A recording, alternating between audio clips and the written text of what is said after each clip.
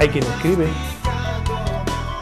escribe poesía, hay quien escribe poesía y diarios, hay quien escribe poesía y diarios y además tiene un blog, hay quien escribe poesía y diarios y además tiene un blog y encima publica poesía de los demás. Todo este preámbulo un poco embarullado me sirve para presentar a nada menos que a Javier Sánchez Menéndez, que es quien nos acompaña esta tarde. Buenas tardes, Javier. Buenas tardes, José María. Yo estoy contentísimo, no te lo voy a negar, porque tenía ya ganas desde hace tiempo de entrevistarte, Javier. Para aquellas personas que no estén muy habituadas a leer poesía, pues hay que decir que Javier Sánchez Menéndez es desde luego uno de los poetas realmente importantes de la literatura española, desde hace ya muchos años, aunque él... Yo creo que... ¿No? Yo creo que te has pasado un poco. Yo creo que soy un gran lector de literatura española contemporánea, nada más. Bueno, Javier es modesto, pero es un poeta, desde luego, que hay que tener muy en cuenta. Durante un tiempo estuvo un poco apartado de la producción.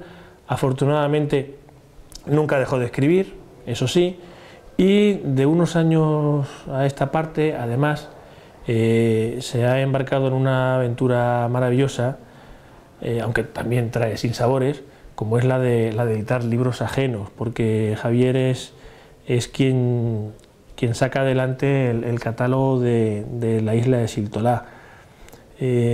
Y Javier, ¿en qué faceta te sientes más cómodo?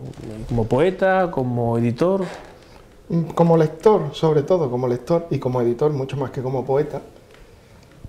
En relación a lo que comentabas antes, es más que sinsabores, lo que te lleva son satisfacciones constantes, porque puedes leer muchísimo, te llegan muchísimas obras, conoces a gente joven, a gente ya consolidada, y gente que se inicia en este camino de escribir y bueno, y ponen en tus manos esas palabras, esos versos, esas frases, ¿no? Y bueno, modestamente, como lector siempre, pues doy esa opinión, y la editorial en el fondo pues es algo tremendamente subjetivo, ¿no? Buscamos la literatura, buscamos la uniformidad, pero una uniformidad muy plural, porque no nos gustan los grupos ni los cenáculos cerrados. Igual vamos a publicar un libro de Isabel Bono, que vamos a publicar un libro de Julián Cañizares, que hemos publicado el libro de Santos, por ejemplo. Pluralidad y literatura. Sobre todo, ¿verdad? Sobre todo. Y la editorial, Javier, o mejor dicho, antes decías que ante todo eras lector. ¿Crees que esa opción que te ofrece la editorial, como es la de poder leer continuamente pues obra nueva, te aporta algo a la hora de escribir? ¿O crees claro, porque a la hora de escribir personalmente, ¿te refieres? Sí, sí, claro. No, a la hora de escribir personalmente en absoluto. Cuando tú comentabas antes que me aparté, estuve 15 años leyendo, escribiendo, estudiando. Yo tenía muy claro desde el primer momento, desde el primer libro en el año 83, tenía muy claro cuál iba a ser el camino, y intento, que es lo más difícil, no apartarme de ese camino. Hay muchas desviaciones que intentan apartarte, pero yo procuro, que es lo más complicado de todo, es una meta personal, no apartarme del camino. El leer todo lo que llega, todo lo que te envían, todo lo que tú pides, todo lo que puedes, eso te sirve para darte cuenta cuál es el pulso de la literatura, no solo española, sino hispanoamericana actual. Hemos publicado, y tú lo sabes, a varios poetas sudamericanos, ¿no? Y sabes cuál ha sido la evolución de los últimos años, cuáles son las fuentes de lectura de esos autores, cuál es el camino que ellos pretenden consolidarse como voces personales, o simplemente lo que es, lo que decía el otro día en una entrevista, ¿no? Hay mucho aprendiz que tantea y mucho aprendiz que te envía, y bueno, a todo el mundo procuramos responderle, para sí o para no. Naturalmente, mucho más para no que para sí. Sí, porque esa es una de las tareas, yo creo que más ingratas de un editor, ¿no? Bueno, en el fondo, te lo repito, no es ingrata, ¿no? no se puede, igual que tú no puedes leer todo lo que cae en tus manos, porque tú tienes que seleccionar lo que quieres leer en base también, no ya a tus principios, sino a cuál es ese camino que quieres seguir. La tarea del editor, y si el editor tiene esa mentalidad plural y muy heterogénea, yo procuro leer todo y con total sinceridad responder sí o no, y en algunos casos hasta el por qué. No es ingrato porque hay mucha gente también que envía por enviar, ¿no? Existe mucho desconocimiento del mundo editorial y del mundo de la literatura. Y hay quien prueba fortuna, simplemente. Bueno, son los menos, son los menos. Es un mundo muy complejo este de la literatura. Tú también lo conoces como editor. Un poquito. Bueno, la isla de Siltolá, en relativamente poco tiempo se ha conseguido hacer un hueco dentro de la poesía española, porque además son libros exquisitamente editados, hay un gusto primoroso, pero decíamos que Javier además había escrito poesía, habías escrito algo parecido a un diario, tienes además un blog en el que vas vertiendo casi tus experiencias diarias, eres además alguien que siente debilidad por la literatura inglesa, que conoces bastante bien. Aquí hemos traído una muestra de algunos de los libros de Javier, por ejemplo, La vida alrededor, que fue una recopilación de entradas de tu blog, Teoría de las inclinaciones, que, bueno, no sé si es complementario a este otro, pues también... Sí, La vida alrededor en el fondo es el inicio del arranque de ese proyecto que cuando estuve en los años 80 y principios de los 90, pues apartado del mundo, se fraguó, que es Fábula, es un conjunto de 10 libros en torno a la vida y a la poesía. La vida alrededor es la que te da las pistas iniciales, la que te da el arranque, continúa en Teoría de las inclinaciones, Libre de la tormenta y así. ¿Y cuántos quedan, Javier? Quedan muchísimos, y es que todo está escrito, está en proceso de revisión exclusivamente, todo se escribió en su momento. En el blog se vierten algunas cosas también que coinciden y le añades algo de la actualidad, pero la esencia, lo que quieres decir, eso está escrito y permanece. ¿Y lo vas revisando? Espero que mucho tiempo, sí.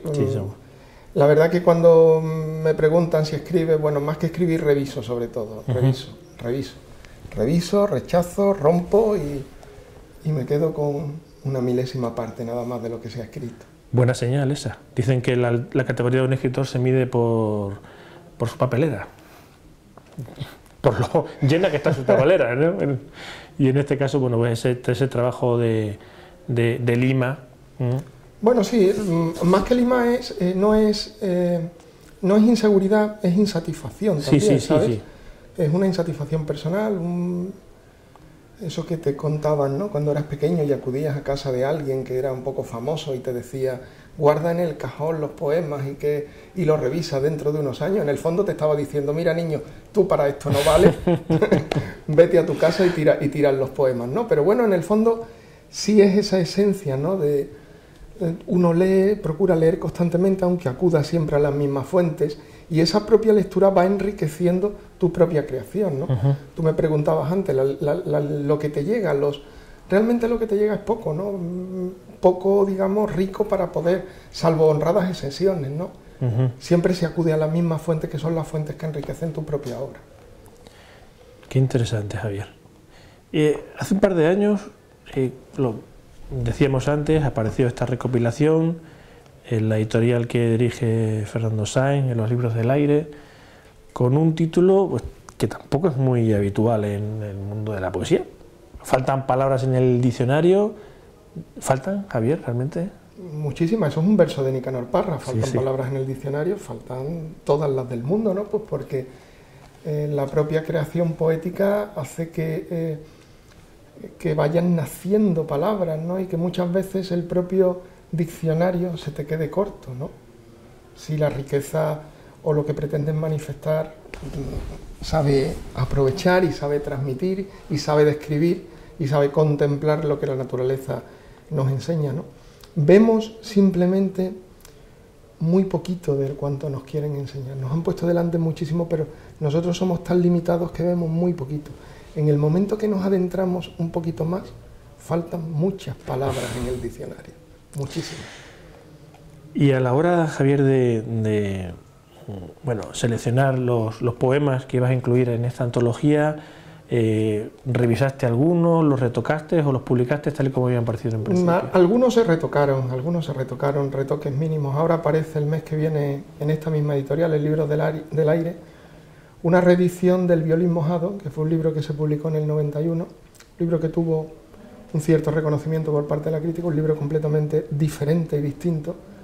Sale con un estudio introductorio muy amplio de Rocío Fernández Berrocal y releyendo las segundas pruebas, pues comentaba Rocío que muy poco se ha tocado de la edición original, porque realmente es un libro que muy poco tenía que tocar. Como te decía antes, cuando algo aparece ya a lo mejor lleva un bagaje de años y de meses de retoque, ¿no? Entonces, muy poquito, a lo mejor algo que sirva para guardar el tono, la cadencia, una coma, una expresión, pero muy poquito, muy poquito.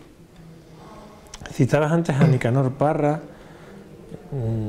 que tú lo has repetido muchas veces, es uno de tus maestros. También, aunque no lo has mencionado, pero sé que consideras que Juan Ramón es otro de esos guías que tienes en tu poesía. No son malos compañeros de viaje, ninguno de los dos. La pena es que no esté más cerca de Chile y que Juan Ramón haya fallecido hace tiempo, pero la verdad es que su obra está ahí, su obra está presente y permanente, y son dos luces de ese camino que te comentaba antes, que procura no desviarte por muchos huecos y carreteras secundarias con muchas luces de colores que veas. Ahí hay una serie de focos, empezando por Platón, que es el gran poeta de la historia universal, Parra, Juan Ramón, Rilke, Novalis. No son malos faros, ¿eh? Para nada. Desde luego. Para nada. Yo, Javier, no puedo concluir la entrevista sin rogarte que por favor nos leas algún poema, si te parece, de esta antología. Perfecto. Me parece magnífico, y si os parece, pues voy a leer un poema de una aproximación al desconcierto que se llama Segunda Inclinación, ¿vale? Que es un poema que sorprende también porque es diferente, ¿no? Un poema diferente. Segunda inclinación. Amar siempre se escribe con H intercalada. Debe ponerla en medio, entre la I y la A. No es bueno complicarse, total, si son 3 días y hemos gastado 5, ¿para qué desatar lo imprevisible? Recuerde, amar, lo mismo que estipendio, debe escribirse así, con H. Y debe dar igual que usted sea peluquera, cajera o cocinera. Amarse por minutos no concibe de fraudes, ni siquiera de oficios vespertinos. De día nos pela el alma y de noche la tibia, segunda inclinación, omisión o concierto. Tengo las cartas malas, esta partida sobra. No dio nunca lo mismo ser letra o alfabeto. No me conviene hablar, hablar no me conviene. Aunque debo decir, si es usted quien me escucha, que amar se escribe siempre con H intercalada. Pues faltarán palabras en el diccionario, pero desde luego no falta poesía verdadera en la obra de Javier Sánchez Menéndez. Javier, ha sido fantástico poder hablar contigo. Muchas gracias. Gracias a ti, de verdad, y considérame lector siempre. Muchísimas gracias. Hasta la próxima, Javier. Hasta la próxima.